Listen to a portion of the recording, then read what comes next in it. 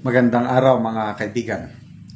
Bigyan natin ngayon ng reaction, opinion itong pahayag ni Congressman Pulong Duterte sa pagpapalit ng Speaker of the House. So ito, post ni Ang Balita Ngayon. Title, Palit Mukha Lang, Parihong Bulok pa rin. Binatikos ni Davao City 1st District Representative Paulo Pulong Duterte ang umano'y cover-up sa pagpapalit ng liderato sa Kamara matapos ang pagbibitiw ni Speaker Martin Romualdez. Excuse me. So ito yung exact word ng kongresista. Ngayon, pinalitan si Martin Romualdez. Tapos, si Representative Faustino Bujidi daw ang ipapalit. Sino ang pumili? Walang iba kundi si Sandro Marcos, party mate na Partido Federal, anak mismo ng Pangulo. Palit lang ng mukha pero parehong bulok pa rin ang sistema.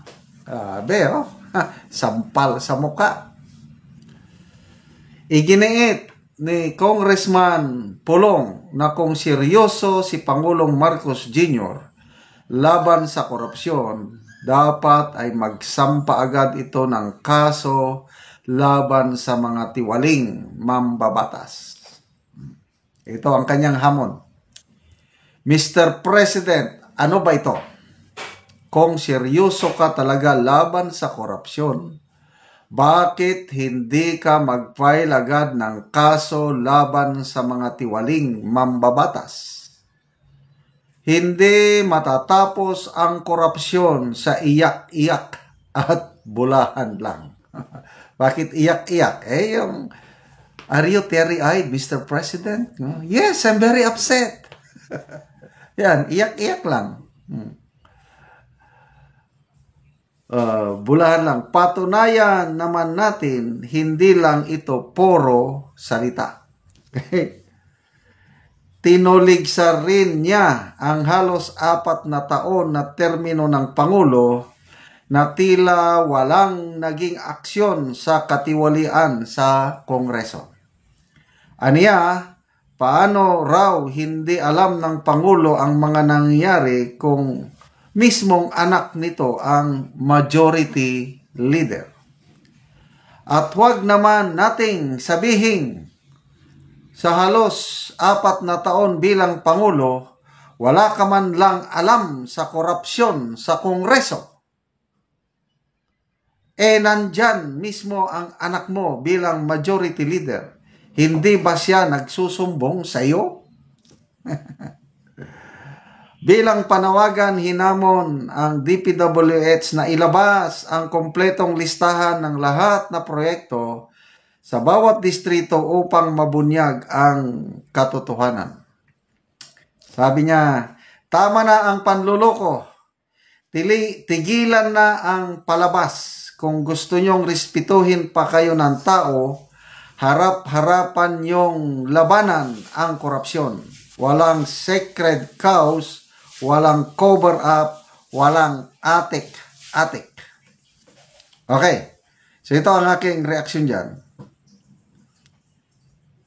In fairness, ang DPWH Secretary ngayon, si Secretary Vince Dizon, napakabilis.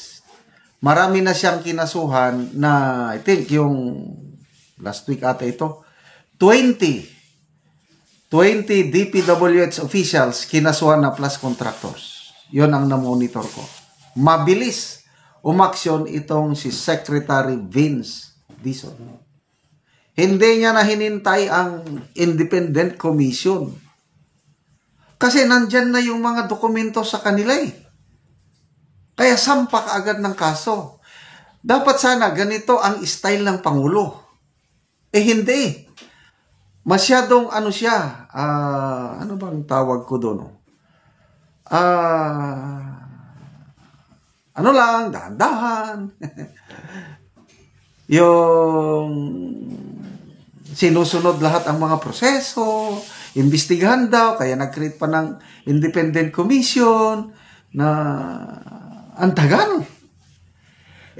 Napapagalan ko sa aksyon ng Pangulo. Mabuti na lang at ang napili niyang DPWH Secretary, si Secretary Vince Dizon, at ako, kalmante na ako, na as far as DPWH officials are concerned, patay sila kay Secretary Dizon. Lalo na nandyan na si Mayor Magalong, nag-partner na sila pag-i-inspect. Talagang may makakasuhan at may makukulong. Sa tingin ko lang kailang ang nakita kong sigurado lang mapakulong nila, contractors, DPWH officials. Pagdating sa mga mambabatas, wala. Diyan ako alanganin. Kaya, I don't know how they will do it. Kaya itong personal opinion ko lang ito, yung pagpapalit ng liderato, para lang kunuhay, para kumalma na ang galit ng mga tao. But they were wrong. It's not enough. Sa mga comments na nababasa ko, ikulong yan, hindi dapat mag-resign yan. Hanggat wala silang nakakasuhan, napapakulong na mambabatas, tuloy-tuloy ang galit ng taong bayan. Yun ang nararamdaman ko, na sana yung galit ng taong bayan pwede mag-rally, mag-protest, magsigaw-sigaw, ganun lang. Sana huwag mauwi ng karahasan kagaya ng Nepal at Indonesia. Ayokong mangyari yun. Kailang it all depends on this government. Yung bagong speaker, wala. Agree ako, palit mukha. Kasi member ng Partido Federal eh. Kung ang ipinalit sana kagaya ni Congressman Toby Chanco o kagaya ni Congressman Albi Benitez, medyo mag-smile ako na ito, may pag-asa. Ayun, yung Faustino de, personal opinion ko lang ito, wala akong tiwala. Kasi pinili siya mismo ni Romualdez, kinampanya pa niya nga, botohan nyo please. Bumoto naman ang mga kongresista sa kanya, maliban sa nag-abstain. Kaya, ang influence ni Romualdez nandyan pa rin. Opinion ko lang ito.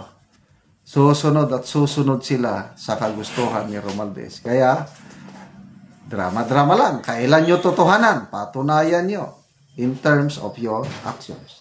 Okay, salamat mga kaibigan sa inyong pagsubaybay sa channel na ito. Nakakatulong kayo ng malaki sa tribong Talandig ng Bukidnon. Dahil ang sweldo natin sa channel na ito is pantulong sa tribo. Namimigay tayo ngayon ng mga libreng livelihood assistance, nagpapatanim ng saging lakatan at Arabica coffee. Panoorin niyo ang video na ito. Na anak ko dire sa area sa kapihan ni Uncle Marie.